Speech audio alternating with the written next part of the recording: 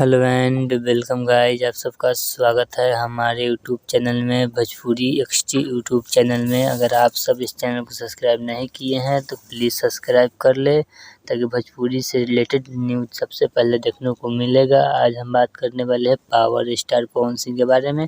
तो power star Pawan Singh के fan है तो प्लीज़ चैनल को सब्सक्राइब कर ले। बात करते हैं पावर स्टार पवन सिंह के। तो पावर स्टार पवन सिंह अभी काराकाट में रोड शो कर रहे हैं और काराकाट के रहने वाले हैं। तो पवन सिंह को जाकर आप लाइव देख सकते हैं, प्लीज़ जाकर लाइव देख सकते हैं। और पवन सिंह आज सभा भी है, जो सभा को संबोधित करेंगे पावर स्टार पवन सिंह। और पवन सिंह को सपोर्ट कर रहे हैं, पावर स्टार पूरा टीम गया है। साथ ही में पवन सिंह के करीबी मित्र, दोस्त, मैनेजर विशाल सिंह भी गए हैं पावर स्टार के पवन सिंह को सपोर्ट करने। और पवन सिंह ने मुरेठा कस के जनता के बीच कूद पड़े गाड़ी से ही, आप सब हमारे डिस्प्ले पर देख सकते हैं।